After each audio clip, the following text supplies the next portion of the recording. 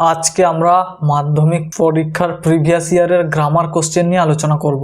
চলো শুরু করা যাক। প্রথমের যে পোরশনটা থাকে সেটা হলো যে right the correct alternative to fill in the blanks. তো এখানে কি দেখবো আমরা, না এখানে মূলত টেন্স নিয়ে আলোচনা হবে। তো আমরা দেখি প্রথমে কি আছে, না এটা আছে যে ইট, তারপর ওয়াজ ড্রিজলিং হতে পারে, হ্যাড বিন ড্রিজলিং হতে পারে, ইজ ড্রিজলিং হতে পারে। এখন প্রশ্নটা হচ্ছে যে আমরা বুঝবো কি করে, না পরের যে স্ট্রাকচার আছে বা ফরম্যাট আছে সেটা দেখে আমরা বুঝতে পারবো। তাহলে এখানে বলা আছে যে continually for hours together from morning. তাহলে একটা নির্দিষ্ট সময় শুরু হয়েছে এবং চলতে আছে ঘটনাটা, তাহলে এখানে হ্যাড বিন ড্রিজলিংটা হবে। বোঝা যাচ্ছে যে পাস্ট পারফেক্ট কন্টিনিউয়াস টেন্স হবে। আচ্ছা, দ্বিতীয়টা হবে কি, না দ্বিতীয়টা হবে বাট ইন দ্য আফটারনুন, কিন্তু বিকালের দিকে দ্য উইন্ড গ্রিউ আপ হবে। যেহেতু আমরা ঘটনা একটা ডেসক্রাইব করছি, অতীতের ঘটনা, তাহলে এটা কন্টিনিউয়াস ঘটনা এটা, তাহলে দ্বিতীয়টা সিম্পল পাস্ট হবে। সাবজেক্ট আর ভার্বের ফার্স্ট ফর্ম হয় আর অবজেক্ট হয়, সেই জন্য দি উইন্ড গ্রিউ আপ, বাতাসটা বেড়ে গেছিল। পরেরটাতে কি আছে না দেন কামস, কেম, হ্যাড কাম, কোনটা হবে এখানে কেম হবে। তারপর কে এসেছিল, না স্টোম এসেছিল, ঝড় এসেছিল উইথ হেভি গাস্ট, প্রচুর জলের ঝাপটা দিয়ে ঝড় এসছে। পরের প্রশ্নে কি আছে দেখি, fill in the blanks with appropriate article and preposition. বলেছে যে সঠিক আর্টিকেল আর প্রিপোজিশন দিয়ে শূন্যস্থান পূরণ করতে বলেছে। তাহলে এখানে বলা আছে যে লাস্ট ইয়ার, গত বছর, উই ভিজিটেড, আমরা পরিদর্শনে গিয়েছিলাম হরিদ্বার, ব্ল্যাঙ্ক আছে সামার। আমরা জানি যে কোনো ঋতুর আগে কি বসে, না কোনো ঋতুর আগে ইন বসবে এখানে, তাহলে আমাদের হবে ইন সামার, আমরা সামারে গিয়েছিলাম। উই স্টেড, আমরা থেকেছিলাম ওখানে। ইন এ হোটেল, একটা হোটেলে।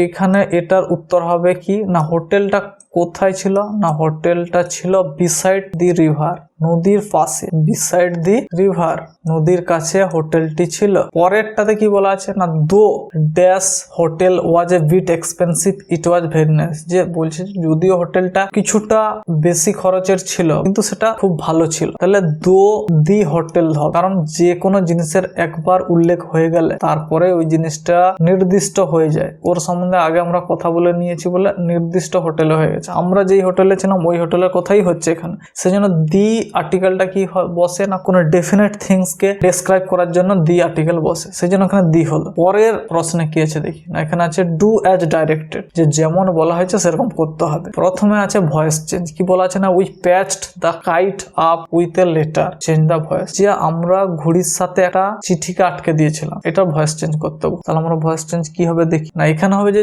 দি কাইট, কাইটটা অবজেক্ট, সিম্পল পাস্ট আছে। সিম্পল পাস্টের স্ট্রাকচার কেমন হয়, না প্রথমে সাবজেক্ট হয়, উই past form of main verb হয়, প্যাচড হলো, তারপরে মেন ভার্বের পাস্ট ফর্ম হলো প্যাচড, তারপরে অবজেক্ট হলো এখানে কাইটটা উইথ লেটার পর্যন্ত। তাহলে দি কাইট হবে প্রথমে, যেটা আচ্ছা এটা কিসে আছে, না এটা আছে অ্যাক্টিভ ভয়েসে। প্রথমে স্ট্রাকচারটা বা প্রথমে সেন্টেন্সটা আছে অ্যাক্টিভ ভয়েসে, আর উত্তরটা আমাদের করতে হবে প্যাসিভ ভয়েসে, তাই তো। তাহলে প্যাসিভ ভয়েসে করতে গেলে আমরা কি করি, না অ্যাক্টিভ ভয়েসের অবজেক্টকে সাবজেক্ট হিসেবে ইউজ করি, তারপরে ভার্বের ওয়াজ পাস্ট টেন্স হলে, সিম্পল পাস্ট হলে ওয়াজ বা ওয়ার বসে। এখানে সাবজেক্ট ভার্ব এগ্রিমেন্ট অনুযায়ী দি কাইট মানে একটি ঘড়ির কথা বলেছে, সেজন্য এখানে ওয়াজ হবে। তারপরে হয়ে যাবে patched, the kite was patched up with a letter by us. পরেরটাতে কি আছে, না পরেরটাতে নারেশন চেঞ্জ আছে। ফাদার আস্কড হিম, বাবা তাকে জিজ্ঞেস করলেন, have you no school today, তোমার কি আজকে কোনো স্কুল নেই, চেঞ্জ ইনটু ইনডাইরেক্ট স্পিচ। এখানে বলে দিই এইটাকে বলা হয়, আস্কটাকে বলা হয় কি, না এটাকে বলা হয় রিপোর্টিং ভার্ব, যে ভাবটা কি বলছে সেটা বলে। আর এইটাকে বলা হয় রিপোর্টেড স্পিচ, যে কথাটা বলা হয়েছে এটাকে ডাইরেক্ট স্পিচ, আর পরেরটা হবে ইনডাইরেক্ট স্পিচ। উত্তরটা আমাদের ইনডাইরেক্ট স্পিচে হবে। তাহলে উত্তরটা কি হবে দেখি, যে ফাদার আস্কড, বাবা জিজ্ঞেস করলেন, হিম তাকে, if he had no school that day. আচ্ছা, ন্যারেশন চেঞ্জের ক্ষেত্রে যখন টুডেটা থাকে ডাইরেক্ট স্পিচে, সেটা যখন ইনডাইরেক্ট স্পিচ হবে সেটা দ্যাট ডে হয়ে যায়, ঠিক আছে। তাহলে ফাদার আস্কড হিম এতটা পর্যন্ত থাকলো। তারপরে if he had no school that day, যেহেতু এটা ইন্টারোগেটিভ সেন্টেন্স আছে সেজন্য ইফ বা ওয়েদার বসে। আচ্ছা, এই রিপোর্টিং ভার্বটা যে টেন্সে আছে আর রিপোর্টেড স্পিচটা যে টেন্স আছে, এই দুটো এখানে নারেশন চেঞ্জের ক্ষেত্রে একটু গুরুত্বপূর্ণ জিনিস লক্ষ্য করে দেখতে হবে। যেহেতু ভার্বটা, রিপোর্টিং ভার্বটা পাস্ট ফর্মে আছে আর এটা প্রেজেন্ট ফর্মে থাকলেও ঠিক রিপোর্টিং ভার্বেরই পাস্ট ফর্মটা হবে, তাহলে হ্যাভের হ্যাড হবে, হয়েছে। সেই জন্য father asked him if he had no school that day. পরের লাস্ট যে আছে ডুয়েজ ডাইরেক্টরের 3 নম্বর কোশ্চেনটা, সেটা আছে the people were very much stunned. লোকেরা ছিল যথেষ্ট সারপ্রাইজড হয়েছিল, পারপ্লেক্সড ছিল, আশ্চর্য রকমের ছিল, অবাক ছিল। They could not speak in the beginning, তারা শুরুতে কথাই বলতে পারেনি। এখানে কোশ্চেনে বলা আছে join the sentence into a simple sentence, একটা সিম্পল সেন্টেন্সে জয়েন করতে বলা আছে। তাহলে এইটাকে আমরা টু দিয়ে জয়েন করতে পারি, ওকে টু দিয়ে জয়েন করাতে পারি। কেমন করে করেছি দেখো না, the people were too stunned to speak in the beginning, simple হয়ে গেছে। সিম্পল সেন্টেন্সের স্ট্রাকচার হলো কি সাবজেক্ট, একটা ভার্ব আর একটা অবজেক্ট, হয়ে গেল। এখানে উত্তর হলো the people were too stunned to speak in the beginning. এরকম করে আমরা এরকম যদি দুটো সেন্টেন্স থাকে তাহলে এইভাবে আমরা জয়েন করতে পারি, যদি এরকম স্ট্রাকচারের হয়। পরের কোশ্চেনে কি আছে দেখি। পরের কোশ্চেনে আছে যে choose the correct phrasal verb from the list given below, নিচের লিস্ট থেকে সঠিক ফ্রেজাল ভার্ব বেছে নিতে বলেছে। To replace the word underline, যে আন্ডারলাইন করা ওয়ার্ডগুলো আছে সেগুলোকে রিপ্লেস করার জন্য। Write the correct phrasal verb in the boxes on the right hand side, এখানে জায়গা দেওয়া আছে ডান দিকে, সেই বক্সে আমাদেরকে ফ্রেজাল ভার্বগুলো বসাতে হবে, তাদের টেন্স চেঞ্জ করে, ফর্মটা চেঞ্জ করতে হবে। যদি যে ওয়ার্ডটা রিপ্লেস করতে বলা হয়েছে ও যে টেন্সে থাকবে ফ্রেজাল ভার্বটাও তাকে সেই টেন্স ফলো করবে। তাহলে the officer demanded his explanation for the work, officer ওই কাজের জন্য একটা ব্যাখ্যা চাইলেন, তার ব্যাখ্যা চাইলেন। তাহলে ডিমান্ডেডটা এখানে 4টা দেওয়া আছে, call off, cut off, call for, cut down. প্রথমেরটা হয়ে যাবে ডিমান্ডের জন্য কল ফর হবে, তাহলে উত্তরটা হবে কল্ড ফর, কিন্তু সিম্পল পাস্টে আছে সেই জন্য আমি কল্ড ফর করেছি।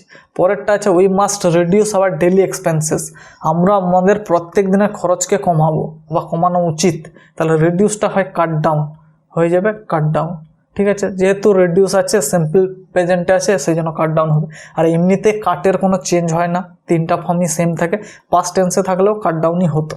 আর লাস্টেরটা যেটা আছে যে I can not remember his name, আমি তার নাম মনে করতে পারিনি।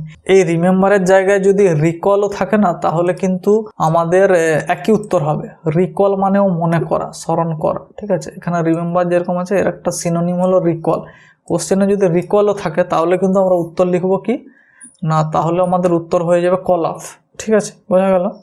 পরের কোশ্চেনে কি আছে আমরা চলে যাবো। হ্যাঁ, তার আগে আর একটা থেকে গেল এখানে যে কাট অফ। কাট অফটা হচ্ছে যে বিদ্যুৎ চলে গেলে, বিদ্যুৎ না থাকলে সেটাকে কাট অফ বলা হয়, বা কোনো কিছু সরবরাহ বন্ধ হয়ে যাওয়াটাকে। The electricity has been cut off, বিদ্যুৎ নেই, বিদ্যুৎটাকে বিচ্ছিন্ন করা হয়েছে। পরের পোর্শনটাতে আছে কি না, পরের পোর্শনে এরকম আছে যে given below are the meaning of 4 words, নিচে 4টা শব্দের মানে দেওয়া আছে, এক্সপানশন করা আছে। Which you will find in the passage in question number 3, যেটা কিনা তুমি কোশ্চেন নাম্বার 3তে খুঁজে পাবে। অ্যাকচুয়ালি এখানে আনসিন থেকে 4টা ওয়ার্ড আমি নিয়েছি, যেহেতু এটা গ্রামার পোর্শনেই দেওয়া আছে সেই জন্য আমি এটা বলে দিচ্ছি। আনসিনটা এতটা ইলাবোরেটলি তো আমি এক্সপ্লেনেশন করতে পারবো না বা মানেও বলতে পারবো না, কারণ সময়টা অনেকটাই বেড়ে যাবে ভিডিওটা। সেই জন্য আমি জাস্ট উত্তরটা বলে দিব। যখন আলাদা করে আনসিনের সিরিজ শুরু হবে তখন আমি আনসিনটা আলোচনা করব। তাহলে find out the words and write them in the appropriate boxes on the right hand side. বলেছে যে ডান দিকে আনসিন থেকে তোমাকে এর মিনিংয়ের সাথে যারা ম্যাচ করে সেরকম মিনিং তোমাকে খুঁজে বের করতে হবে।